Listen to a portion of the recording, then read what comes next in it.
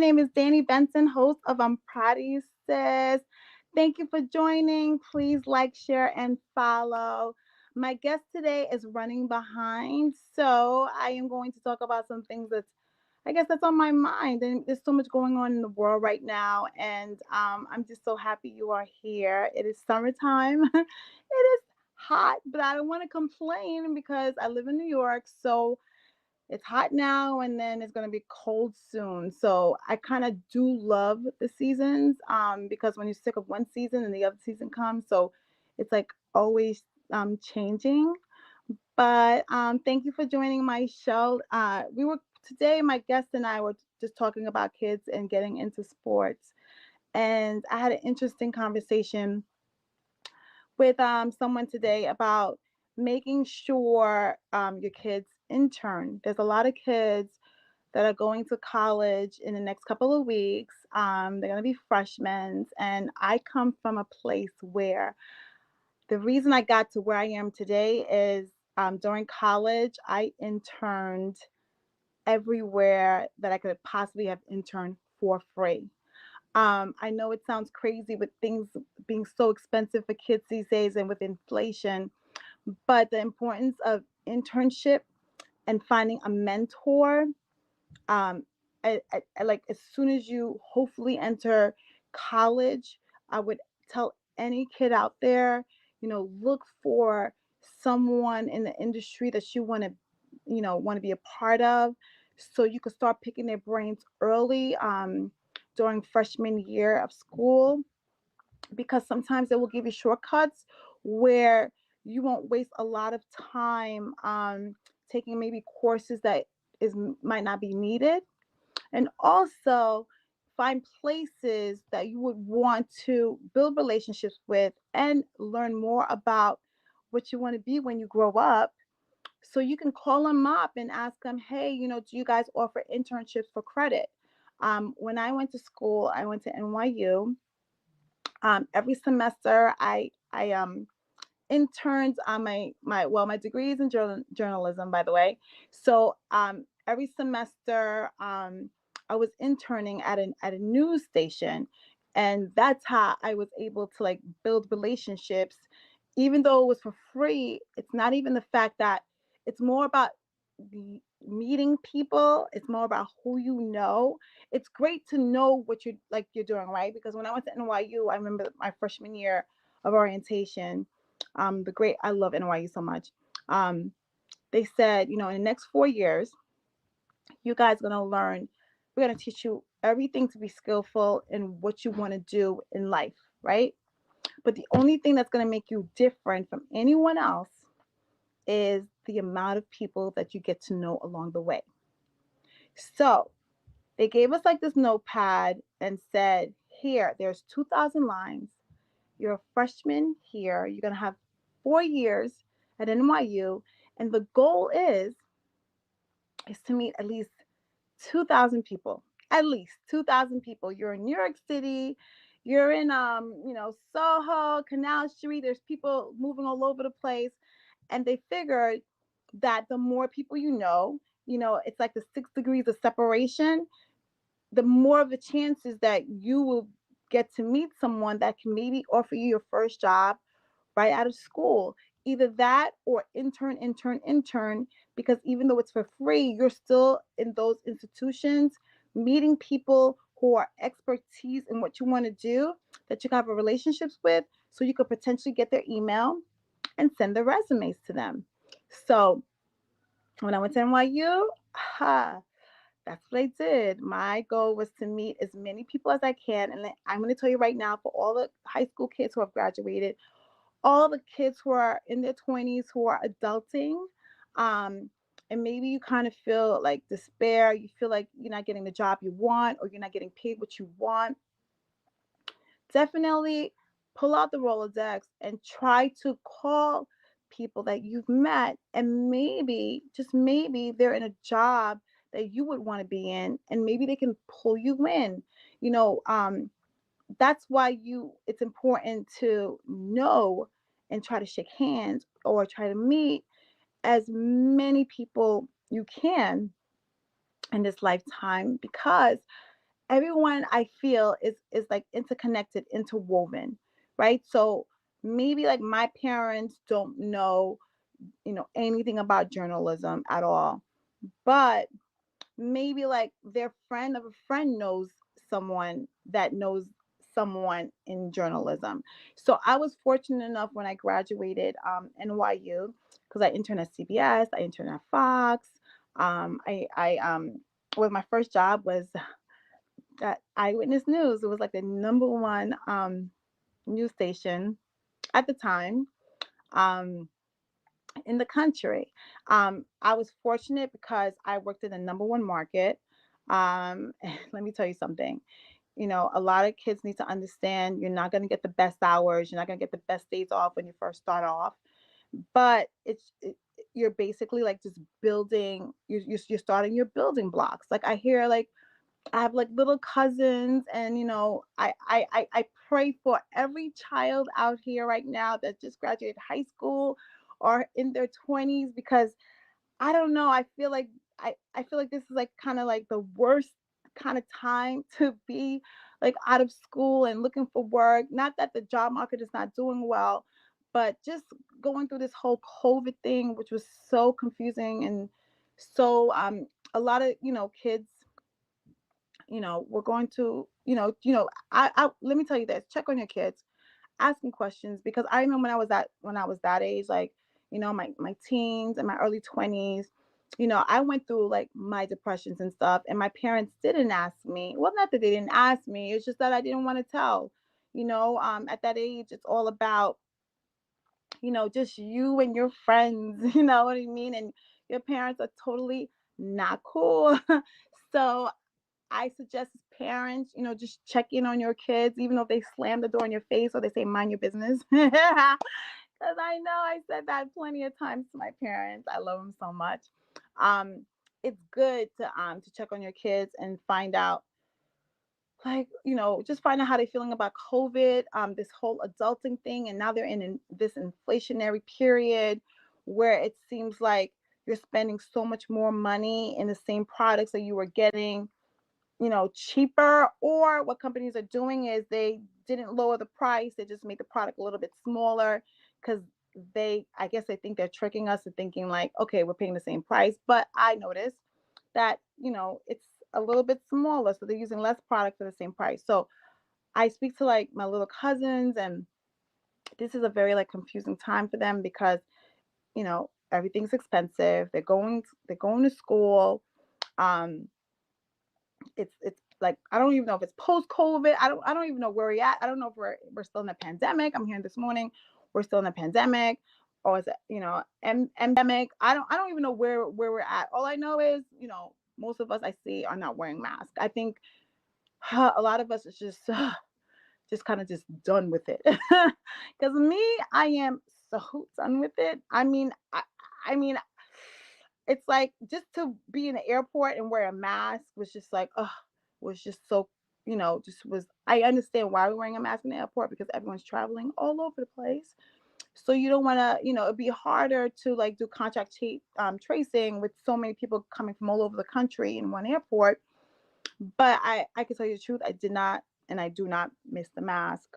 But what I was trying to say is, please check on your kids. Please check on, young adults, because their adulting is different from our adulting. I realized this when I was growing up. My parents are immigrants, so I was like the first one that went to college in my family, and my parents had two jobs um, each, and back when I was growing up, I guess you would call me a latchy kid, at 7, 8 years old. I was home, did homework by myself. I was watching my younger siblings. But I remember that taught, because I saw my parents hustle, and it was so hard. They wanted to give us everything, but, they were trying to, they came here to, get the American dream, get the house, make more money, a place, where, they say your dreams come true. And, you know, I feel like America's the only place where you can be, homeless and poor one day, and you know, and change to another class. I feel like most countries, like where you were born is where you stay, but America, is the land of opportunities. It's just, you got to work hard.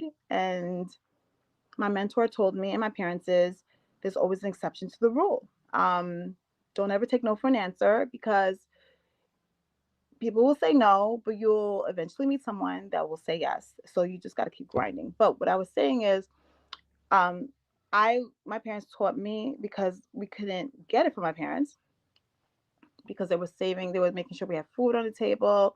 Just the regular things that parents make sure the kids do, like get a really good education, have like a roof over our head. I learned how to grind and hustle. Um, and grind like I like grind like nothing tomorrow.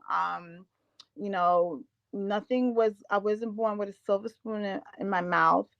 So I worked for everything I got. My parents didn't have that much money at the time. So I I I I so appreciate that hustle. I so appreciate that grind, because I just feel that we were adults much earlier than the kids now that are adulting.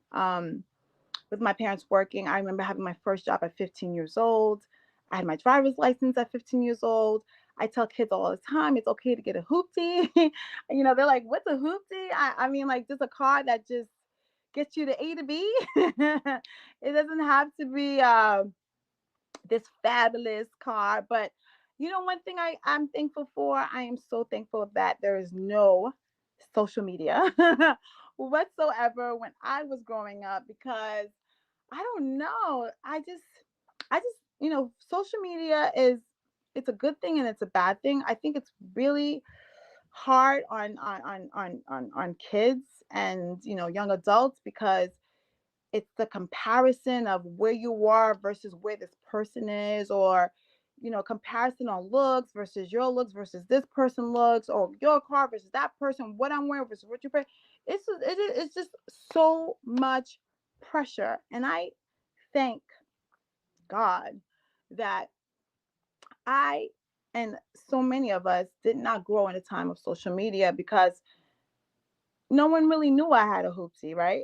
I mean, I would drive to work A to B. It's not like, the whole world would know if I posted a picture like, oh gosh, she drives a hoopsie. Or do you know what I mean? Or if I drove a hoopsie, most of us all kind of drove a hoopsie, right? I mean, do you remember? I don't know. Like, are there people out there that drove a hoopsie? Like, I'm not even ashamed of it. I was just happy that I had a car to get to A to B. And it was getting me to uh have transportation without waiting for the bus, because back then, the way mass transit is now, a little bit more advanced. It was not that advanced. It was advanced, but I lived in I grew up in Brooklyn. We moved to Long Island. And transportation out here wasn't that great. You would have to wait for an hour for the bus, and my parents were not taking me back and forth to my job. So I got sick of just waiting for the bus for an hour. Because if I missed the 3 o'clock bus, then I had to wait for the 4 o'clock bus. So then I kind of like saved my little money and got a hoopsie. I was, really literally, I was making like 5.25 an hour back then. I still can't believe minimum wage is like 7.25. I can't believe it's in some parts of the country. But let me tell you something. Just getting the hoopty, taking myself back to work, starting a job at 15 years old, because my parents, you know, they didn't really have it. Like, the money that they made, it was to save, to get a house, or and for us to get the like our bare essentials, um, like even the clothes that I didn't really wear name brand clothes, and that's one another reason I'm so happy there was no social media, because I don't know. I don't know. The clothes back in the day, you could wear a $10 dress and, you look cute. The pressure of adulting these days, it's like, it feels like it's more of a grown up pressure, with the name brands and the sneakers. Like, I have my kids, tell me, "Oh, mommy, I need to wear something new every single day." They sometimes, they don't like wearing like clothes that are washed. Not that there's something wrong with it, but it's like they take pictures with their friends and they post it on social media. So they're telling me, "Mommy, I wore this outfit already. I can't wear it again." I'm like, "You're wearing the outfit again." Like when I was growing up, I don't know how many times that we wore that outfit in the closet. We wore it to the point that the outfit was just like worn out. It wasn't no such thing as you're only gonna wear an outfit once or twice, and now you think it's old and you don't want to wear it. So with that grinding, went to college, interned. Um, then my first job, I'm gonna tell you guys right now, my first job, I made only $20,000. Oh my God, I worked 3 in the morning to 1 in the afternoon for a couple of years. I worked at Eyewitness News ABC. I learned how to grind. I learned how to hustle at my first job. Just, just, just. The reason I'm saying this is because I look at my daughters. I have twin daughters, right? And when I was growing up, I said to myself, "Wow, I want to give my kids everything that my parents couldn't give me, like everything, everything, everything." And I realized something. In me trying to give my kids everything, the whole point of this conversation I'm having with you guys is I not every kid, but I see it with my kids. They feel like I'm not teaching them how to hustle. I'm not teaching them how to grind. I'm teaching them that whatever they want, they get or they ask for, or they know, maybe they'll do one little thing and they'll do great in it, or they get like a great score on their test. And I'm like, okay, yeah, yeah, you can have it. That's not really teaching my kids how to grind.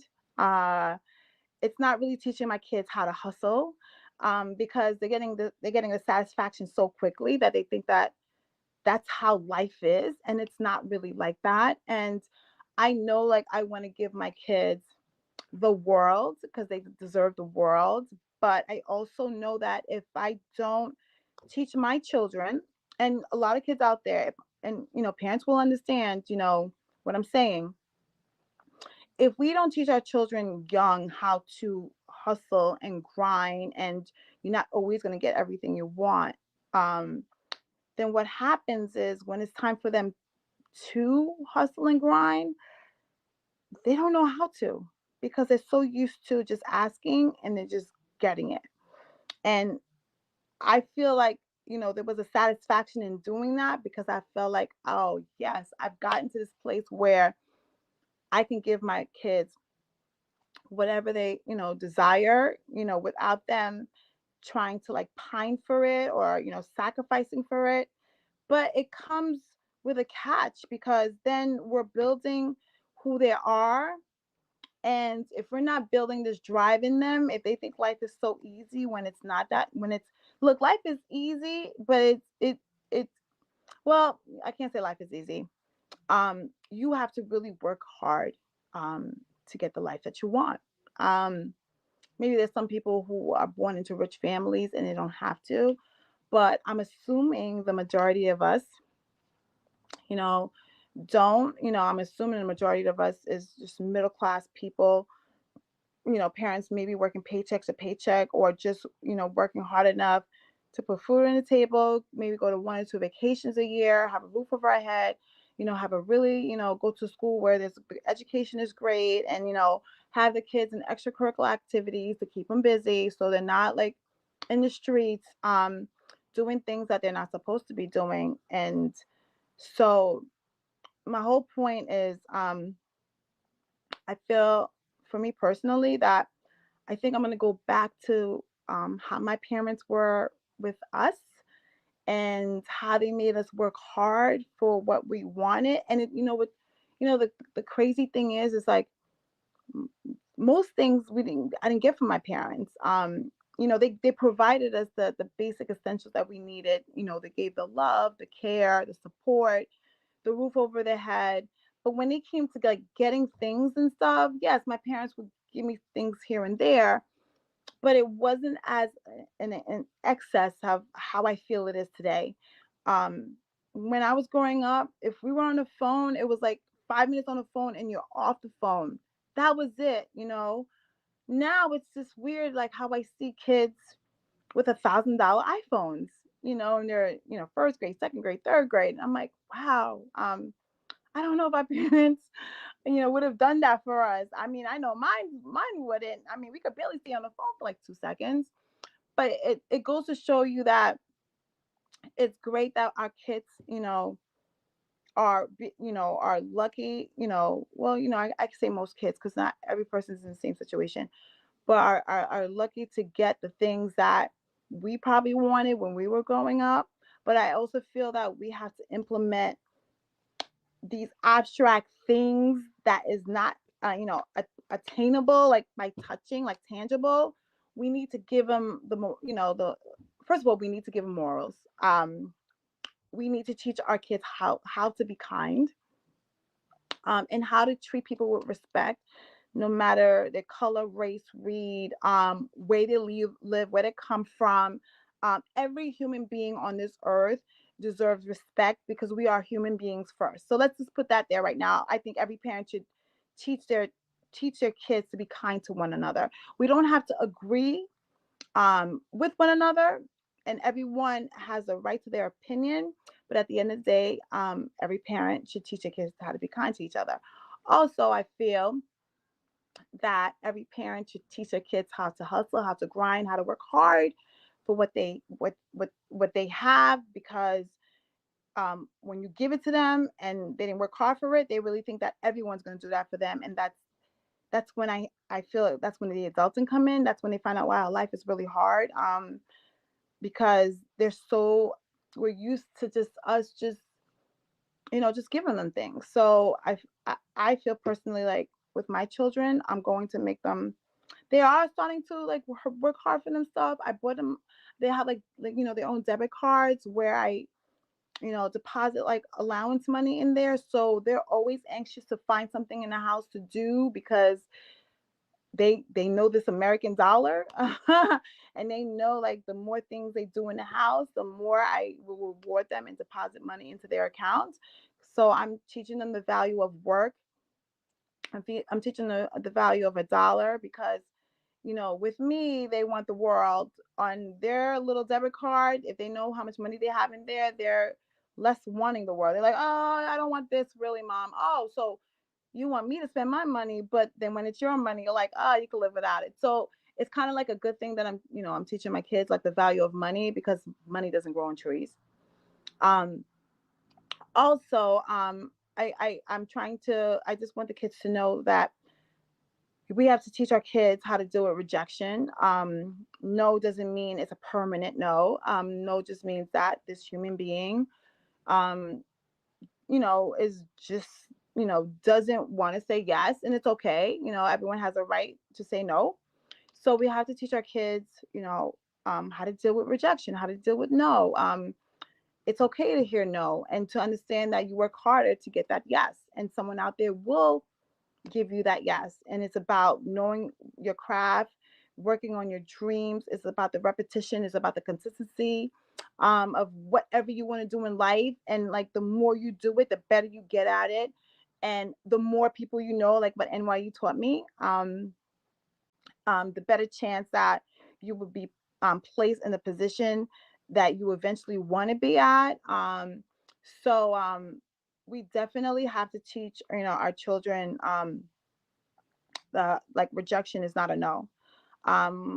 With that one no, I tell my kids you get closer to a yes, right? So I know it makes them sad, when they hear no, no, no, no, no, but they have to hear no because in life you're not going to get everything that you want. And I tell my kids that all the time. You're not going to get everything that you want. So that we have to teach our kids. Also, what we have to teach our kids, we have to be an example of just getting along, with people. With all this like infighting, like, that's why I don't have my kids honestly watch. My kids don't watch TV. Like my kids, honestly, they're 9, 8, going on 9, and people probably think they're corny. But I try to just have them just watch cartoons, because I feel like another reason why, like a lot of teenagers and like early 20-year-olds, I feel a lot of them are their mental health is not where they want it to be, is because of the consuming of just being on social media, everything that's on TV. It just seems like it's so negative, and I just sometimes feel like a kid should just be a kid. A kid should just be outside playing and having fun. And when it's time for them to be an adult or in that age where they can consume certain information, then they will be introduced to those information. But for now, um, I feel like kids should be kids. So, um, I mean, I feel like there's stages, right? So, my kids, I have like 500 CDs. I don't even really let them watch what's really on TV because I have to really monitor like what's actually in it. Because I feel like some topics, my opinion, are not appropriate, and that's different in everyone's home. Um, but I feel that I feel like kids should just be kids. I feel like there's a time for them to be adults. There's a time for them to know information. And I think, like, as life progresses, things get harder, right? So, the kid doesn't know that. Of course, the kid wants to know everything. And they're like 7 and 8. Oh, tell me everything, everything. But, I feel like as a parent, it's like we should have the decision to gradually tell them things so they can kind of just stay um as not innocent, but just not stressed out about the world. I feel like a lot of adults, young adults, are adulting because it is so much stress, because I think they grew up a little bit faster than they really wanted to, and now that it feels like they're actually like adulting now, it just seems very overwhelming, and some kids wish they could be young again. So, I say to parents, just do things a little gradual.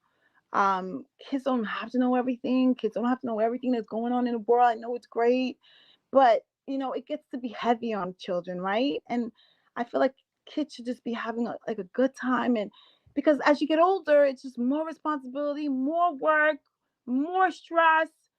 So, I tell my kids, slow down. Slow down. Like, you will get to that place where you need to know that information. But right now, let's say age appropriate. Let's just teach you what you just need to know at this age so you could just have fun. Of course, not be stupid and not be, well, I don't want to say the word stupid, but not have enough knowledge. Of course, I want my kids to be smart, but I feel like, we could, I feel like we could gradually like tell them things, um, and they can still be smart and with age appropriateness without them knowing like all this stuff about what adults know, my opinion. Uh so I know, there's so much going on in this world with, with our children, and I just wanted to just, say these key points of, make sure you teach your kids how to hustle and grind. Make sure you teach your kids how to build relationships with other people, and they're gonna have people that they don't like to work with, or they might not like their personalities, but we live in a place of people with so many different personalities. So, we have to learn how to get along. And I think as parents, we have to be the example of showing our kids that we can get along with other groups that we might not agree with. Um, so that's a good thing. And I always tell this kid, I do one thing I always want to tell children, because you start making $20,000 like me, there's a time that you'll be able to just, you know, you'll be moving up. So I'll meet kids at Walmart, Target, wherever I go. One of my jobs was Annie Ann's. Like when they first opened up, I was flipping pretzels. And I always tell a kid, where you are right now is not where you're going to be later. So, enjoy the experience, have fun, work hard, you know, don't burn any bridges, and life will get better as long as you work hard into getting to where you want to be, because nothing is really ever given to you. You have to work hard for it, and you need to be disciplined, have consistency, and also understand that life, um it's like everything is temporary. nothing is permanent. So how you feel today, I just want to let you know, um, you won't feel tomorrow. And if you ever feel that, you feel like you're gonna feel like this forever, and it's not you're not in a good place, what I offer to everyone is, um, go see someone that you can talk to, and hopefully, that person will help you get you, into a better place of feeling good about yourself, and help you to accept where you are now and know that it's not forever and it's not permanent. And you, with working hard, will get out of the situation where you will see the end of the tunnel and your day will be brighter and your life will be better. I just don't want no one to give up. I know life is crazy, but I just want to say thank you for joining. I'm proud of you, sis. I am Danny, host. Thank you for listening to me talk.